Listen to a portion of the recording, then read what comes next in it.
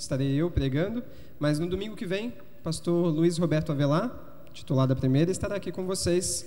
Nós temos feito um rodízio entre a primeira igreja e aqui a eclésia, para que os pastores possam também ver as necessidades, estar aqui conhecendo os irmãos, que também fazem parte do hall de membros da primeira igreja presbiteriana de Santos. Então é um privilégio estar com os irmãos mais uma vez neste ano. Carta do apóstolo Paulo aos Romanos, capítulo de número 14. Farei a leitura do verso de número 1 ao verso 12. Pela dificuldade do texto, eu não farei uma exposição sequencial. Então, por isso eu peço que você mantenha a sua Bíblia aberta e, na medida do possível, nós vamos trabalhar este texto na ideia que o apóstolo Paulo nos traz. Carta de Paulo aos Romanos, capítulo 14. Atente-se e ouça a palavra com fé, é a palavra do Senhor. Assim diz: acolhei ao que é débil na fé, não porém para discutir opiniões.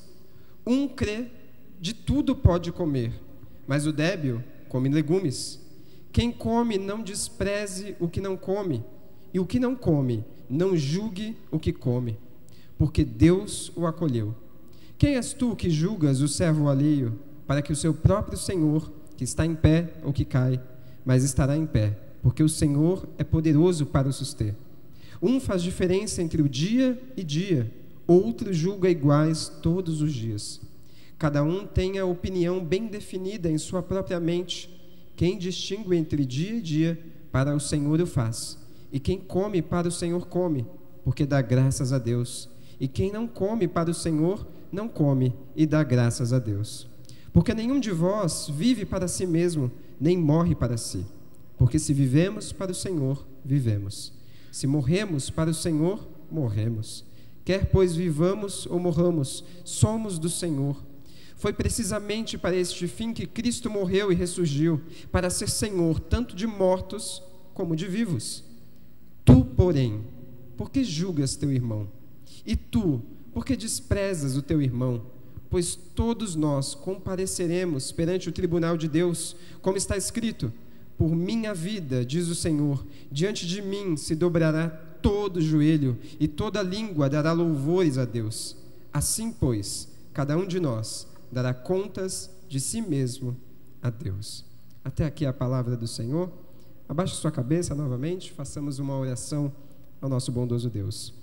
Pai querido, estamos diante da Tua presença e neste momento nós necessitamos, nós carecemos da iluminação do Teu Espírito Santo, para que venha até nós e nos envolva com graça, com favor, porque às vezes, de uma maneira tão insensível, nós esquecemos dos Teus mandamentos, nós desprezamos a Tua palavra, nós esquecemos daquilo que é eterno, essencial para o nosso viver, e às vezes nos apegamos às coisas que são corruptíveis, que se quebram, que são passageiras.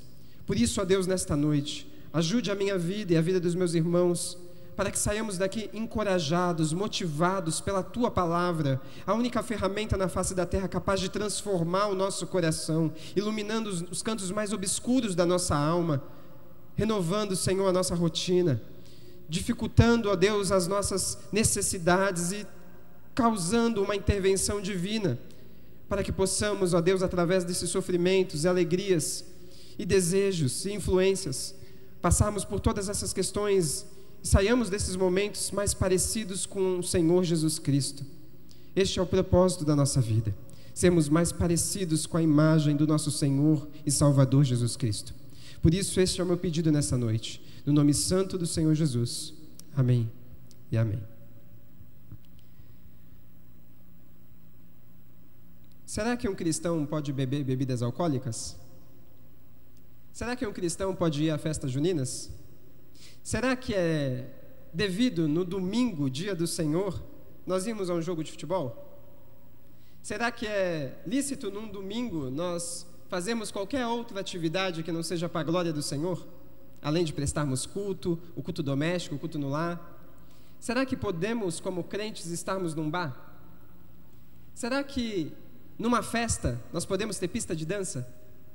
Será que podemos jogar na Mega Sena? Você nunca parou para pensar nessas questões? Você talvez, se tiver um pouquinho de mais tempo na fé, você já pegou, às vezes, alguns momentos de crise, assim como eu, pensando nessas questões e dizendo, será que pode ou será que não pode? E isso não é coisa nova dos nossos dias.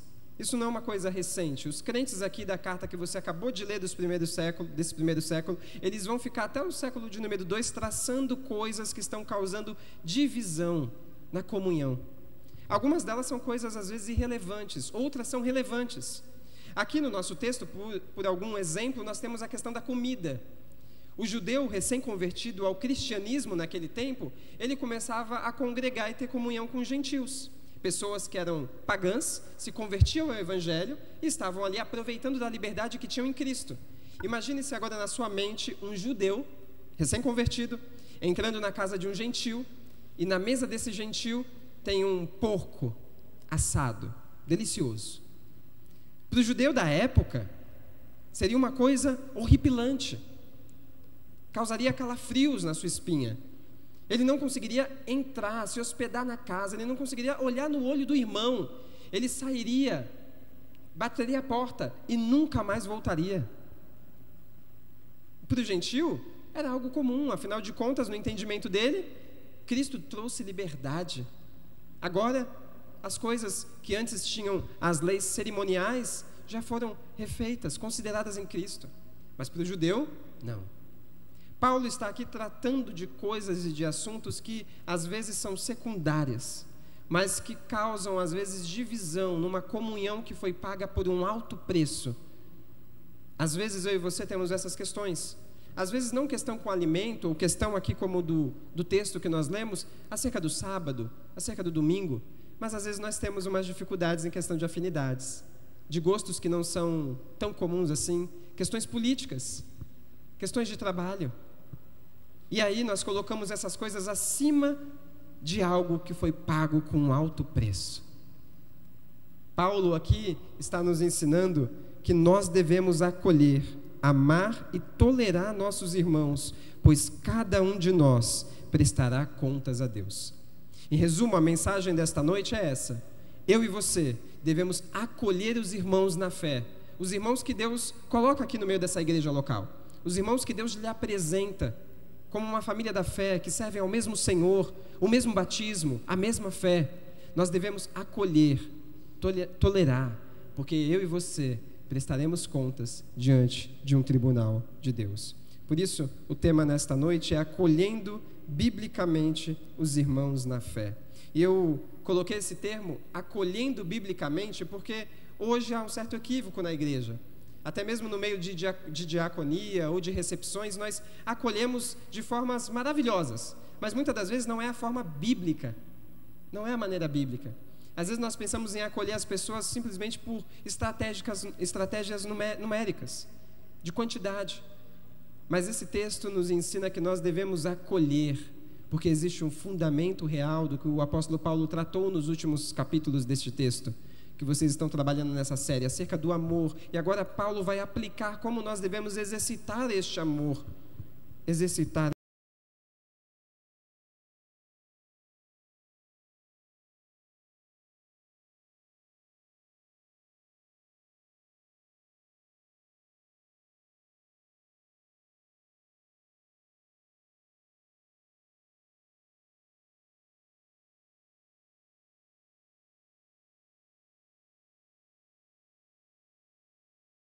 Ao que nós vamos experimentar no relacionamento com os irmãos na fé. A ordem de acolhimento, ela está acima de tudo que você pode imaginar. Acolham ao que é débil na fé, não porém para discutir opiniões. Nos 2 últimos capítulos, Paulo tratou sobre o amor, porque devemos amar até mesmo os inimigos. E essa é uma realidade que o apóstolo Paulo traz, porque se você voltar no capítulo anterior, lá no verso 12, Paulo vai dizer que um evento grandioso, maravilhoso, está prestes a acontecer. E que evento é esse? Ele diz: o dia do Senhor se aproxima. Portanto, então, agora nós devemos viver de uma maneira santa, mudar os nossos hábitos, as nossas expressões, a nossa forma de pensar, de falar, renovar os nossos pensamentos de uma maneira bíblica. Porque ele diz: olhe, perceba, veja os sinais, um grande evento está prestes a acontecer. O dia do Senhor está próximo. e agora você deve colocar em prática aquilo que você já tem como conhecimento, como conceito, e aplicar. Paulo agora vai expandir como aplicar este amor. Acolher ao que é débil na fé é a primeira forma de amar. E acolher não é apenas acolher no meio da igreja como um tipo de ministério. Ele fala aqui como acolher como um tipo de consciência que capta um grande compromisso do coração. É acolher sabendo que este irmão faz parte da família que está sendo adotados, uma família reunidos de adotados por Deus, eleitos por Deus. Amor, diz alguns outros comentaristas, que é uma forma de atitude sincera, um acolhimento que gera comunhão, hospitalidade, mas também compromisso no coração. É algo muito além do que apenas recepcionar. Porque às vezes a gente pensa numa recepção como um bom dia, uma boa noite, um tudo bem. Não. Isso deve existir lá fora. Mas dentro da igreja local tem que ser além disso. O acolhimento pressupõe um interesse para com o outro, uma responsabilidade, uma aliança, um vínculo, muito maior do que grau parentesco, muito maior do que sangue. E Paulo aqui começa a exortar: acolham os irmãos independente das opiniões. E ele diz que existe fracos e fortes. John Stott ele vai dizer o seguinte sobre Paulo nessa situação: fraqueza na certeza de que a fé de alguém lhe permite fazer coisas certas, e fraquezas para viver como crente à luz de determinados comportamentos. Ou seja, um cristão aqui não é um nível de cristão forte ou um cristão fraco. Ele não está tentando dizer isso no texto. Não existe níveis na fé, mas existe talvez os quilômetros que nós já percorremos no caminho da eternidade, em direção à eternidade. Então pode existir um crente que ainda não é totalmente maduro na fé, um crente que às vezes é inexperiente, mas ainda assim é um servo do Senhor, ainda assim é um irmão na fé, independente das suas opiniões, independente ainda de quanto a sua cosmovisão não foi estruturada biblicamente. Ainda assim, independente do que ele acha, independente do conhecimento dele teológico, ele ainda é um servo do Senhor. E somos servos. No verso 2, Paulo vai dar continuidade. Um crê que de tudo pode comer, mas o débil come legumes. No verso 5, se você notar, Paulo vai dizer: um faz diferença entre dia e dia. E aí Paulo começa a trazer o estudo de caso que ele está vendo, né? Judeus e gentios estão vivendo em comunhão. E Paulo pensa: isso é belíssimo. Quando que isso poderia acontecer? Pessoas de classes sociais diferentes, de bairros diferentes, um advogado com alguém que trabalha no porto, um zelador com alguém que é chefe de escritório, um gerente, um juiz, um desembargador, tendo comunhão. Que instituição na face da terra poderia unificar estas pessoas? Povos diferentes, línguas diferentes, estruturas familiares diferentes, e ainda assim, mesmo sem ter afinidade ou gostos incomuns, estão reunidos para adorar o mesmo Senhor, o mesmo Deus. Em que local isso poderia acontecer? Se não debaixo do senhorio de Cristo Jesus? Independente do seu extrato bancário, independente dos traumas do passado, de marcas, o Senhor continua reunindo os seus filhos. E Paulo está vendo essa beleza. Só que num dado momento ele para e percebe: há alguns equívocos no meio dessa comunhão. Algumas questões secundárias, pequenas, podem quebrar algo que é belo, que é estruturado não por homens, que é sustentado não por mãos humanas, mas por mão divina. E ele vê, são pequenas crises que vão causar divisões, por questões de comida, bebida, jogos, política, opiniões. E o texto que você acabou de ler, no verso 1, diz: acolhei, está no imperativo, é uma ordem, acolha. E ele já faz até um jogo de risada mesmo, independente das opiniões, independente do que você acha, independente do que você pensa, independente daquele que desvirtua, pensa que um dia é sagrado e outro não, um que pensa que a comida é de um jeito, o outro não. É isso que Paulo está tratando. Não se deixem levar por divisões. No verso 5 existe a distinção como sábado ou domingo dos festivais judaicos. Isso era o que separava os gentios e os judeus naquela época.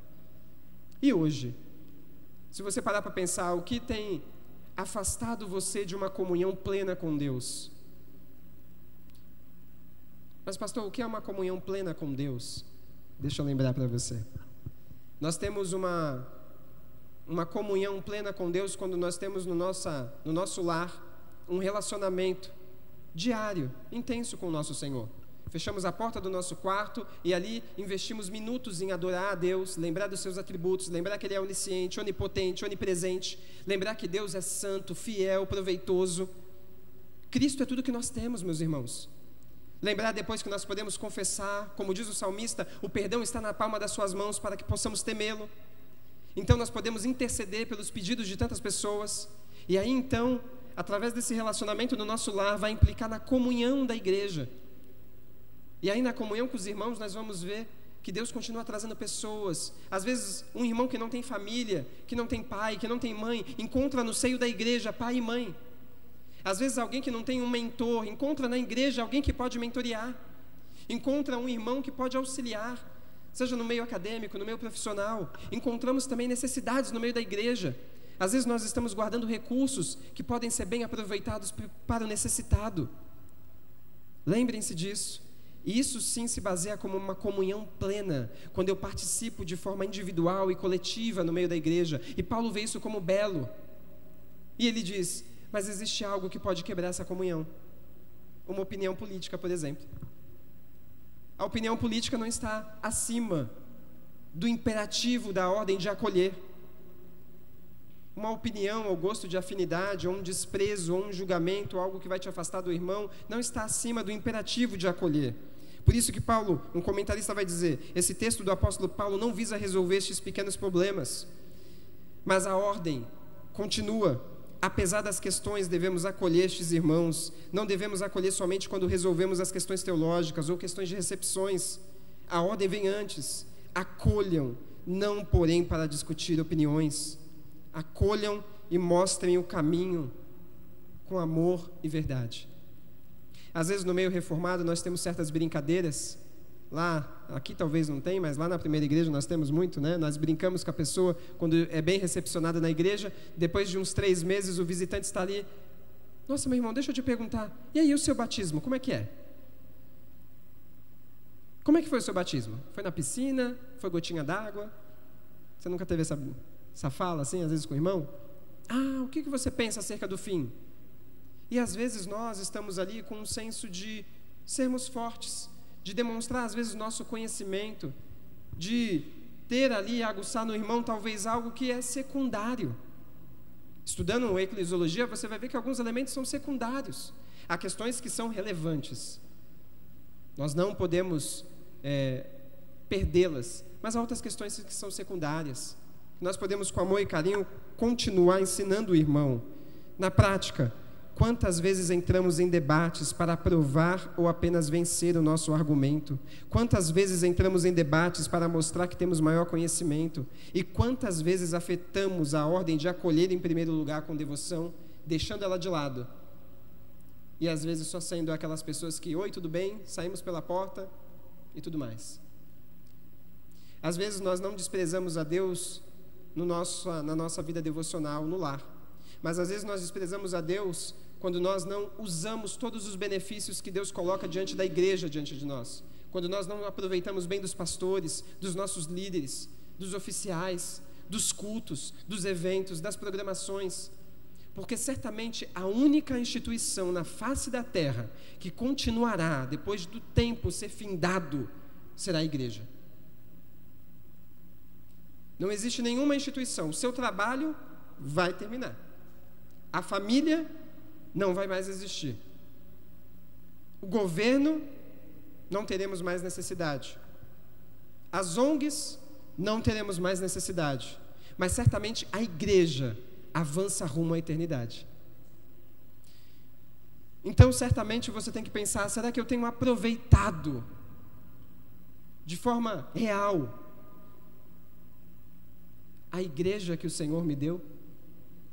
Será que eu tenho experimentado este acolhimento no meio da igreja? E se eu não tenho experimentado, será que eu tenho sido instrumento de acolhimento para outros? É isso que o apóstolo Paulo coloca como imperativo. Cada um deve ter opinião definida. Ele diz no verso 6, olhe na sua Bíblia. Quem distingue entre dia e dia para o Senhor o faz. E quem come, come para o Senhor, porque dá graças a Deus. E quem não come para o Senhor, não come, mas dá graças a Deus do mesmo jeito. Cada um deve ter uma opinião definida, mas isso não pode impedir a comunhão sincera. Começamos uma conversa, porém o irmão pensa radicalmente diferente de nós, seja na política, na criação de filhos, na saúde, no trabalho, e às vezes nós começamos a criar divisões por coisas secundárias, porque o acolhimento é maior. A preocupação de Paulo aqui é com o culto, com a comunhão, com a ceia e com a unidade. Todos esses elementos são maiores do que qualquer aspecto da sua vida. O aspecto do culto é maior do que o seu trabalho. O aspecto da ceia é maior do que a sua vida familiar. O aspecto da comunhão é maior do que todos os benefícios que você tem nas outras áreas da sua vida, financeira, emocional, porque todas as coisas fluem a partir do culto com Deus. O cristão não começa a semana na segunda-feira, meus irmãos. Nós começamos a semana através do domingo. E nós nos esquecemos disso. A semana já começou para nós, domingo pela manhã. Não é assim que o salmista diz no Salmo 128? Bem-aventurado aquele que teme ao Senhor. Como será a família ao redor dele? Ele busca a bênção da semana no culto, lembrando de quem Deus é, e lembrando que Ele é limitado, sem capacidade alguma. No final destes versos, nosso entendimento deve ser apenas um: fortes e fracos são servos do mesmo Senhor, porque estão debaixo do senhorio de Cristo. Se você for ler do verso 1 até o verso 4, a síntese que o apóstolo Paulo diz é essa: fortes e fracos são servos do mesmo Senhor, porque estão debaixo do senhorio de Cristo. Não importa se você é mais maduro na fé, se você está mais tempo na fé, se você chegou agora, se você é novo convertido, todos nós estamos debaixo do senhorio de Cristo. E isso deveria ser uma verdade que deveria motivar os nossos corações a correr por um lugar onde fracos e fortes são vistos como iguais, onde aquele que tem pouco conhecimento ou muito conhecimento são vistos como iguais, onde aquele que tem muito ou aquele que tem pouco são vistos como iguais. O único espaço na face da terra onde você pode se sentir verdadeiramente bem não é num consultório terapêutico, não é diante de um psicólogo, mas é prestando culto a Deus, adorando Ele na sua santidade, acolhendo biblicamente os irmãos na fé. Devemos acolher porque essa é uma ordem principal, é a exortação de Paulo. Em segundo lugar, Paulo vai nos motivar agora: devemos acolher, pois Deus acolheu o seu povo. Nós devemos acolher nossos irmãos porque é Deus quem nos justifica. Veja o verso de número 3. Quem come, não despreze o que não come. Ele coloca esse verbo aqui, desprezar, porque os irmãos estavam desprezando literalmente, com uma insensibilidade tal, que eles não conseguiam ter comunhão de ceia, participar do partir do pão, e não ter uma rotina com esses irmãos. Eles desprezavam. E o que não come, não julgue o que come. Ou seja, aquele que era fraco, via o irmão, por exemplo, ir numa festa junina e dizia: ah, olha lá, está na festa junina, vê se pode, e depois vai dar aula de EBD. Olha o outro lá, aquele lá está fazendo aquilo lá, mas não vou me relacionar mais com ele. E perceba que Paulo está dando um fim nisso, quando o verso continua e diz: porque Deus o acolheu. Não despreze, não julgue, porque Deus o acolheu. Eu quero que você entenda que certo comentarista vai dizer: os fortes não devem escarnecer e zombar da consciência do outro, desprezar ou escandalizar gratuitamente. Eu vou naquela festa, eu vou postar, eu vou beber, eu não prestarei contas a ninguém. Não é esse o comportamento correto do cristão. Não é isso que o texto está dando liberdade para ser feito aqui. Isso não é um exemplo de ser forte. Isso é exemplo de fraqueza, de imaturidade. E os mais fracos, que estão inclinados a julgar, daqueles que têm liberdade em Cristo, que usam bem sua liberdade, eles não podem também ver problemas em tudo. No final, o que Paulo está dizendo no verso 3 é: por causa do pecado, ambos, fortes e fracos, têm uma visão distorcida da realidade. Eles não sabem acolher, eles só sabem desprezar e julgar. E sabe o que acontece na prática? Você se distancia da comunhão no seu lar. Você tem temor de homens. Você tem expectativas mundanas, ou às vezes de uma perspectiva humana, que não é de uma perspectiva divina. Você fica insensível ao trato com as pessoas. Você fica irresponsável em compartilhar os seus bens. em comunicar suas necessidades, em confessar seus pecados. E logo não temos uma igreja saudável, porque não estamos acolhendo-se mutuamente. No fim, olha o peso do verso 3. Porque Deus acolheu a todos, todos os culpados, todos os que precisam de redenção. Nós só podemos nos reunir hoje, num culto chuvoso, porque Cristo nos aceitou, fracos e fortes. Se é que Deus faz essa distinção, porque todos nós somos fracos, independente do tempo e do conhecimento teológico. Cada um de nós prestará contas a Deus.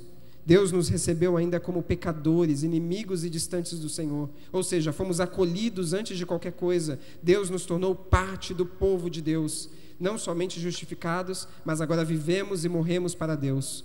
Somos dele. Diz o verso 7. Acompanhe na sua Bíblia. Porque nenhum de nós vive para si mesmo, nem morre para si. Verso 8. Porque se vivemos para o Senhor, vivemos. Se morremos para o Senhor, morremos. Quer pois vivamos ou morramos, somos do Senhor. Não pertencemos a nós mesmos. Eu tenho dificuldade com o verso 7 e o verso 8. Se eu pudesse, eu tiraria das Escrituras. Mas não posso.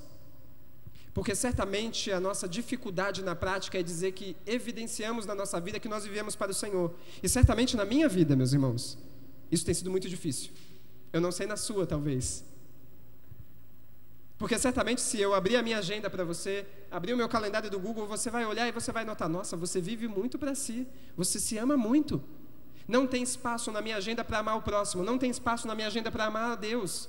Então, quando me bate o verso 7 e 8, me vem a motivação de eu preciso mudar a minha agenda. Porque, de certa forma, eu estou me deixando influenciar por mais as minhas questões de necessidades limitantes dessa terra. E não estou me apegando às coisas que são eternas e essenciais. Por que vivemos dessa forma? Achando que temos o controle da vida. Porque, certamente, perceba, Deus não vai tirar o nosso emprego. Deus não vai nos levar à falência. Deus não vai nos dar maldições. Deus ainda continuará permanecendo fiel, apesar da minha infidelidade e da sua infidelidade para com Ele. Ele permanecerá fiel. Deus não é um Deus raivoso no céu, que está caçando pecadores. Não é esse o preceito bíblico. O preceito bíblico é da existência de um Deus que é amoroso, bondoso, longânimo e abençoador, independente do nosso desprezo para com Ele. Nosso dever é viver trazendo honra e glória para o nome de Jesus, e tudo o que fazemos é para a glória de Deus. Seja o beber, seja o vestir, seja o que assistimos, qualquer coisa fazemos para Deus. Eu quero lembrar para você do Catecismo de Wittenberg, como ele reforça. Qual é o nosso único fundamento na vida e na morte? Eu quero ler. O meu único fundamento é meu fiel Salvador Jesus Cristo. A Ele pertenço em corpo e alma, na vida e na morte. Não pertenço a mim mesmo, pois com seu precioso sangue Ele pagou por todos os meus pecados e me libertou de todo o domínio das trevas. O nosso catecismo diz: qual é o fim principal do homem? O fim principal do homem é glorificar a Deus e desfrutá-lo para sempre. Na prática, quantas vezes, meus queridos irmãos, quantas vezes eu e você não elaboramos a nossa agenda, não no que a Bíblia orienta, mas nas nossas expectativas, nas nossas experiências e nos nossos desejos, confusos. Quantas vezes fazemos algo não focando naquilo que Deus pensa acerca de nós, mas naquilo do que as pessoas pensam de nós, no temor de homens, na expectativa de pessoas, das nossas realizações. Será que realmente somos constrangidos a viver não por vista, mas por fé? Por isso que o verso 7 e 8 é confrontador para mim. Eu não consigo dizer que estou vivendo plenamente para Cristo. Tenho tentado, e falhado, e recomeçado, como qualquer outro cristão, que pode recomeçar a cada minuto, a cada instante, aos pés do Senhor Jesus. No verso 9 diz: foi precisamente para este fim que Cristo morreu. Para qual fim? Para que não pudéssemos mais viver desprezando, julgando e focando em coisas que não são essenciais. para que pudéssemos mais agora viver naquela utopia imaginária de que temos o controle, de que vamos ter tudo que essa terra pode nos dar. Não, nós só podemos desfrutar plenamente desta vida que é curta, que é breve. Meus irmãos, é possível que eu saia por aquela porta, ou algum de nós, e um carro nos atinja. Nós não temos o controle. É apenas uma ilusão e consequência bíblica do pecado, porque há dois aspectos do pecado, e eu quero reforçar para você nessa noite. O primeiro deles é a morte, mas o segundo, que eu e você nos esquecemos constantemente, é a cegueira espiritual. O pecado nos cega de tal forma que nos faz ser autossuficientes, independentes. Gritamos diante de Deus: independência é morte. E todos os dias nós fazemos isso, todos os dias nós entramos nesse ciclo vicioso. Enquanto eu estiver assim com o meu trabalho, com a minha vida acadêmica, com as coisas que eu tenho, com a minha família, tudo vai ser ótimo. Mas nós devemos viver uma vida consultando a Deus. Nós consultamos pouco a Deus, porque diz o verso 9, foi precisamente para este fim que Cristo morreu e ressurgiu, para ser Senhor, tanto de mortos como de vivos. E se existe um Senhor, certamente, se só tem um único Senhor, todos os demais são escravos. Escravos não têm vontade. Escravos, antes de ir para a esquerda ou para a direita, eles perguntam se podem ir. Eles consultam o seu Senhor. Eles perguntam ao seu Deus. Sejam decisões pequenas ou grandes. Nós, como crentes, usamos pouco da graça comum da oração. Consultamos pouco a Deus. Saímos fazendo de qualquer jeito o nosso trabalho, as nossas funções, falamos o que bem pensamos, nos comportamos de qualquer maneira. Isso causa certamente ingratidão no nosso coração pelas coisas boas que nós já temos. E mesmo que eu e você estivéssemos num leito de hospital, ainda teríamos tudo, porque Cristo é tudo. E às vezes nós nos esquecemos e somos como o salmista no Salmo 71. Senhor, olha aquelas pessoas que caminham e prosperam, olha como eles se tornam felizes, influenciadores, com tantos seguidores, eles fazem e acontecem, e o Senhor tem promovido os pés deles, até que esse salmista entra no templo do Senhor, e ele vê o fim dos ímpios, e diz: Senhor, eu não preciso de mais nada, porque eu já tenho o Senhor, eu já estou nos caminhos da eternidade, porque diz o verso 9, foi precisamente para este fim que Cristo morreu e ressurgiu, para que o Senhor fosse o nosso dono. Existe um propósito na morte de Cristo, meus irmãos, e você tem que mudar o seu comportamento, ou tentar, assim como eu, mudar a sua agenda e expressá-la para a glória de Deus. Estamos unidos em Cristo, unidos na morte, na ressurreição. Nossa vida pertence a Ele, mesmo que aparentemente você ache, lá no fundo da sua alma, ou lá no seu imaginário da sua rotina, que você tem controle da sua agenda, que você tem um controle da sua vida. Meu irmão, não saia daqui nessa noite achando que você tem o controle. Certamente o Senhor é mais sábio do que você. Certamente a graça é mais experiente do que você. Certamente Deus vai intervir com mão forte na nossa vida, como Ele já tem feito constantemente, dia após dia. Não temos o direito de viver de uma forma que não seja bíblica, pois a palavra de Deus é a nossa regra de fé e prática. E por que prestamos contas a Ele? Porque devemos viver focados nas coisas que são eternas. Por isso Paulo nos motiva. Como disse C.S. Lewis, tudo aquilo que não é eterno é eternamente inútil. Tudo aquilo que não é eterno, que você tem investido tempo, não terá propósito algum na eternidade. Mas pastor, o que são coisas então que causam marcas na eternidade? Seja mais prático.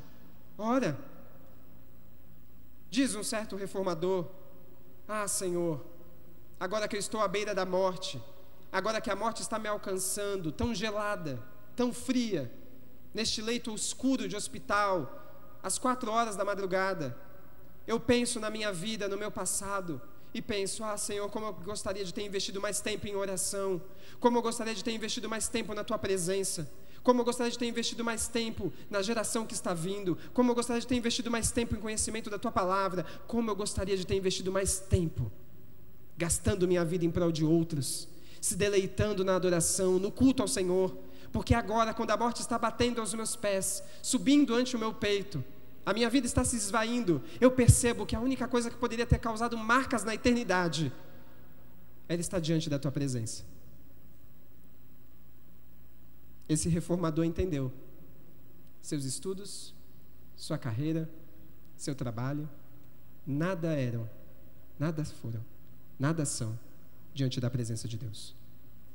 É claro que são coisas boas o trabalho, é claro que a profissão, os sonhos, as realizações são, mas nós vivemos em um tempo onde essas coisas são colocadas como primárias, são os nossos deuses, nós os servimos e muito bem, nós nos amamos e muito bem, mas nós não devemos mais viver aqui assim. Se nós realmente vivêssemos assim, intencionalmente, e se buscássemos ser agradáveis a Deus, eu e você perderíamos menos tempo e menos preocupação em controlar a vida dos outros, e teríamos mais noção daquilo que nós precisamos fazer, e teríamos mais noção daquilo que é emergencial na nossa vida. Certamente nós não precisamos de remédios, de soluções fáceis. Nós só precisamos buscar a Deus. Nós só precisamos, talvez, gastar mais tempo em oração e leitura bíblica. E não apenas uma leitura simples, mas decorar, de tal forma que essa palavra possa ser tirada de nós e você tenha ela cravada no seu coração, de có e salteado. Mas são tempos difíceis. Se eu perguntar nessa noite quantos aqui conhecem uma porção de mais de 10 versículos de có, certamente, meus irmãos, seriam poucos. Palavras que marcam o nosso coração de maneira eterna, mas que nós não cravamos no nosso coração, porque desconfiamos de Deus, desconfiamos das suas obras, desconfiamos dos seus planos. Acolhendo biblicamente os irmãos na fé, devemos acolher, essa é a ordem principal, é a primeira exortação. Devemos acolher, pois Deus acolheu o seu povo, é a nossa motivação. E por fim, devemos acolher, pois todos nós compareceremos ao tribunal. Uma exortação, uma motivação para mudarmos a nossa forma de pensar, a nossa maneira de viver, e agora uma verdade bíblica. Verdades impactam a nossa maneira de ver. Verdades às vezes nos dão um chacoalhão. E agora Paulo vai nos trazer uma verdade que às vezes nós nos esquecemos. Dos versos 10 ao verso 12, Paulo vai normatizar a nossa vida e nos lembrar que vivemos diante de Deus, corandeu, diante da face do Senhor. Observe o verso 10. Tu, porém, por que julgas teu irmão? E por que desprezas o teu? Pois todos compareceremos perante o tribunal de Deus.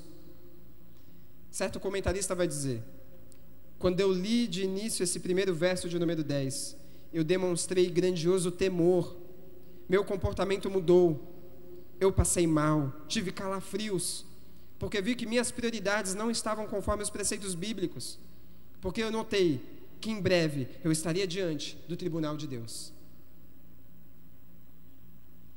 Diz o verso 11, como está escrito: por minha vida, diz o Senhor, diante de mim se dobrará todo o joelho e toda língua dará louvores a Deus.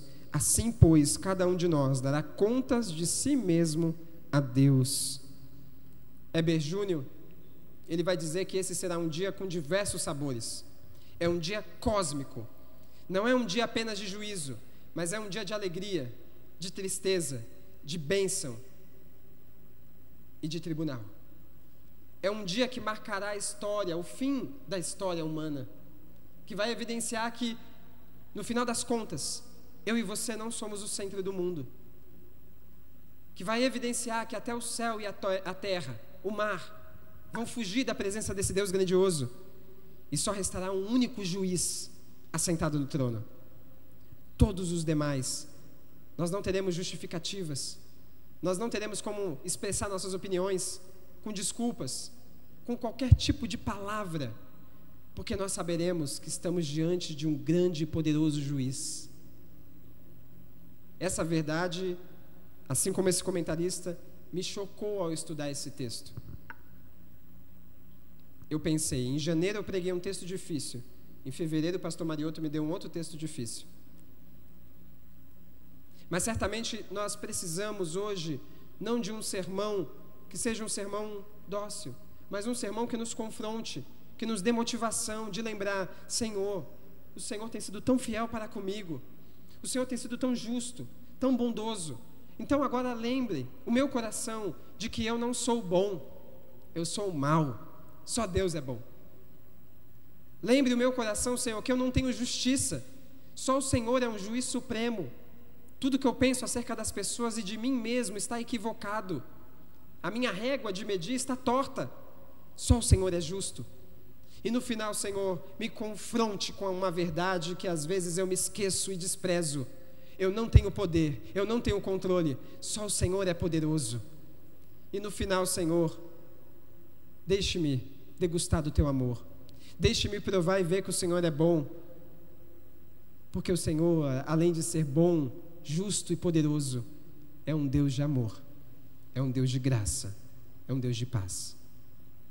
Se você notar no texto, Paulo está dizendo: não devemos ser acusadores e delatores, mas devemos viver à luz da redenção, buscando restauração, arrependimento, conciliação e aproximação no meio da igreja. Porque senão, meus irmãos, se nós não vemos esse imperativo de acolher mutuamente uns aos outros, você vai desprezar as coisas boas desta vida. E as coisas boas não são viagens. Elas certamente são boas, mas não são tão boas assim. As coisas boas ainda não são a família. Família é boa, mas não é tão bom assim. O trabalho também é bom. Os recursos que vêm também são bons. Mas certamente as coisas mais boas e que podem satisfazer o seu coração, como um cristão professo na fé do Senhor Jesus Cristo, é estar ouvindo a sua palavra nos cultos, seja de manhã, tarde ou noite, é estar tendo tempo de devocional, é estar aos pés do Senhor Jesus Cristo mais do que meros 10 minutos, que às vezes para mim é vergonhoso dizer que sou cristão e que passo pequenos 10 minutos diante de Deus. Nós precisamos estender mais esse tempo. Nós precisamos nos aguçar mais em não apenas ler por ler, mas memorizar de forma emergencial, para que possamos amadurecer na fé e então nos despir, como o apóstolo Paulo tratou no último capítulo, das más virtudes e nos vestir de boas virtudes, porque o dia está chegando, meus irmãos. O dia, como diz o verso 12 do capítulo anterior, está chegando. Mas pastor, eu ouço falar tanto. É verdade. Mas caso esse dia tão grandioso não chegue, certamente nós alcançaremos esse dia pela morte. Não se deixe iludir, não se deixe enganar. Devemos discernir que Deus tem nos dado boas dádivas. Devemos ser acolhedores e tolerantes quando observamos as ações de Deus conosco. A unidade do corpo de Cristo deve ser superior. O cuidado uns para com os outros deve estar acima de qualquer afinidade ou opinião, porque Cristo pagou um alto preço. Nós não pagamos preço nenhum. Nós não nos esforçamos ainda. O escritor da carta aos Hebreus vai nos convocar numa motivação muito maior do que esta de Romanos, quando ele diz: na luta contra o pecado, diz o capítulo de número 12, capítulo de número 4, na luta contra o pecado, vocês não têm resistido ainda, até que tenham derramado sangue. Quando pessoas vêm até o aconselhamento bíblico comigo e falam: pastor, eu tenho lutado contra tal vício, eu tenho guerreado contra essas influências, eu tenho tentado me lembrar das escrituras, eu digo: meu irmão, eu e você sequer derramamos uma gota de suor. E veja comigo o que a Bíblia diz: nós devemos lutar até derramar sangue, resistir até o sangue, resistir a nós mesmos, ao nosso próprio amor, abandonar o amor e o cuidado próprio, cego de nós mesmos, e lembrar que Deus já tem cuidado de nós, da nossa vida. Quer você tenha força ou não, o seu café estará lá. Deus não abandona sequer os animais, os pássaros, quanto mais os seus filhos. Nós sabemos disso, mas nós praticamos muito pouco. E como devemos praticar isso, pastor? Ora, crave isso na sua consciência. Quando vier os pensamentos, você tem que dizer: eu tenho que resistir até o sangue, e lembrar das promessas de Deus, e deixar os maus hábitos de lado. Na prática, Devemos prestar atenção naquilo que a Bíblia diz claramente, crer e seguir. Devemos mudar o nosso comportamento e Deus nos dá parâmetros daquilo que é agradável a Ele. Às vezes, e eu falo aqui com um pouco de dor no coração, que serei julgado certamente, eu tinha muita dificuldade no seminário quando os seminaristas estavam ali se dividindo entre os estudos e o jogo de futebol. Eu tenho diversas dificuldades, assim como você tem, como eu comecei essa introdução aqui. Nós temos essas dificuldades. E eu não enxergava aquilo porque eu tenho um time, mas eu não tenho esse vínculo tão forte. Eu falava, como pode? Nós estamos desfrutando de tantos professores, de tanta sabedoria bíblica. E ainda assim os irmãos se pegam se dividindo, se preocupando entre uma coisa e outra. E eu me peguei nesse texto.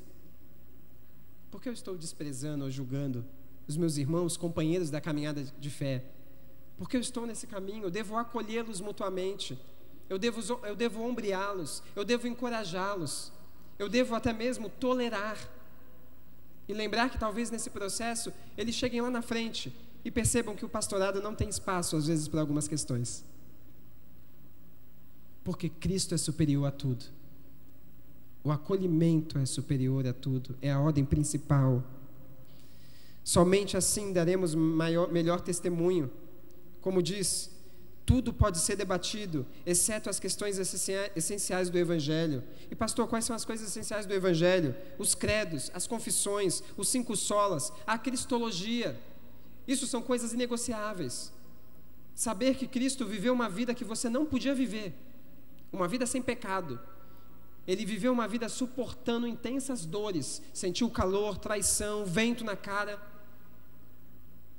porque você não consegue 1 segundo sequer viver sem pecado. Mas Cristo precisou vir ao mundo e viver uma vida reta e santa para que se fosse o seu representante, homem, e sendo Deus pudesse suportar as intensas dores na cruz no seu lugar. Isso é inegociável. A morte e a ressurreição de Cristo Jesus. Só de lembrar dessa verdade, o seu coração devia se alegrar. Nossa, que leveza! Eu posso ter uma vida abundante no Senhor, porque Cristo já viveu uma vida proveitosa no meu lugar. Mesmo que eu peque, mesmo que os meus pés vacilem, eu posso confessar o Senhor e recomeçar, porque Ele é um Deus bondoso e longânimo. E mais, também lembrar dos milagres, da morte de Cristo, dos princípios de culto, que são inegociáveis para Deus. Essas questões sim, mas as questões secundárias, questões que podem causar divisões, que podem colocar nos seus olhos um tom de cinza na igreja, que podem colocar nos seus olhos um tom de cinza na comunhão, em você sair daqui e buscar mais a Deus, e memorizar as Escrituras. Às vezes eu vejo irmãos que, pastor, e a tatuagem, pode ou não pode? Eu falo, meu irmão, por que você não memoriza faz uma tatuagem de toda a Bíblia no seu braço, assim você sempre vai lembrar. Tem coisas mais eternas, meus irmãos, tem prioridades reais que estão passando batido diante dos nossos olhos, e nós não podemos mais viver assim, porque é chegada a hora, é chegado o dia do Senhor, e aqueles que têm ouvidos podem ouvir através do poder do Espírito Santo, o Senhor nos chamando, e não é nos convidando, mas é nos convocando, porque convite é uma coisa, você pode recusar, não é verdade? Mas convocação não. A convocação, Ele bate a sua porta, e mesmo que você não atenda, Ele vai derrubar a porta. Mas que Deus é esse? Esse é o Deus soberano. Ele não está aí para a sua opinião, para o que você sente, para o que você acha. Deus é Deus, meus irmãos. Deus é Deus. Ele nos amarra, nos arrasta, nos joga ponte abaixo, até que nós possamos entender de forma consciente que devemos então viver de forma diferente, acolhendo biblicamente os irmãos. Essa vai ser a única forma de nós, como igreja, uma igreja local, demonstrar nesse bairro, na nossa vizinhança, no nosso trabalho, que Deus existe. Quando eles olharem para nós, pessoas de diversos bairros, de diversas regiões, de diversos gostos e afinidades, que se reúnem debaixo do mesmo Senhor, não com trabalho voluntário, mas com trabalho de escravos, servindo uns aos outros, não por gosto talvez, não porque respeitam um ao outro, mas porque entenderam que alguém pagou um alto preço para que estivéssemos aqui reunidos. Aí então, certamente, você verá os benefícios da graça de Deus sobre a sua vida. Porque certamente muitos de nós, no meio da igreja cristã evangélica, não temos aproveitado ainda o que é uma vida abundante no Senhor Jesus. De fato, nem eu ainda tenho experimentado o que é esta vida verdadeiramente abundante, hoje, neste tempo, nesta terra. Quero convidar você a se colocar de pé. Nós vamos orar, agradecer a Deus pela sua palavra. Santíssimo Deus, talvez de forma muito breve, muito rápida, e talvez alguns versículos que nós já tínhamos ouvido, ou passado os olhos algumas vezes, tem nos lembrado de quais são os princípios bíblicos. Acolhei mutuamente uns aos outros, sede hospitaleiros uns para com os outros, compartilhem uns com os outros, abençoem uns aos outros, amem uns aos outros, respeitem uns aos outros, tolerem uns aos outros, confessem uns aos outros, confiem uns nos outros, ombreiem uns aos outros. São elementos que nós encontramos na igreja do Senhor, a igreja invisível que já está triunfando na glória, e a igreja que milita hoje aqui na terra, que ainda padece pelos sofrimentos, pelo cansaço do trabalho, pelos desafios e as influências do nosso coração, pelos enganos, ó Deus, sorrateiros do pecado, pelas cegueiras do pecado, pelas coisas que têm desvirtuado a nossa alma de princípios eternos, ó Deus. Ó Pai, ajude a minha vida e a vida dos meus irmãos nessa noite a desapegarmos de coisas que enferrujam, que a traça, ó Deus, corrói, coisas passageiras, coisas, ó Deus, que não vão nos edificar para a eternidade. Conduz o nosso coração para que saiamos daqui de uma forma alegre, sendo encorajados, sendo motivados pelo Teu Espírito Santo. Se somos crentes, filhos de Deus verdadeiros, adotados pelo Senhor, a buscarmos ainda mais a Tua presença, a amarmos o Senhor de tal forma que possamos renunciar à nossa agenda 1, 2, 3 horas de oração contigo, buscarmos os meios de graça, a Deus, em meditação das Escrituras, em decorar a Tua lei, a Tua palavra, mais do que qualquer livro, mais do que qualquer plano e desejo do nosso coração, porque é esta palavra que tem o poder de transformar. É esta palavra que tem o poder, através do Teu Espírito Santo, de nos lembrar de promessas eternas. Que o Senhor conduza e dirija os nossos passos nesta noite, e que o nosso coração possa ser envolvido pela Tua graça, que nos dá paz, tranquilidade, ânimo, segurança e conforto. Apesar da nossa infidelidade, o Senhor permanece fiel.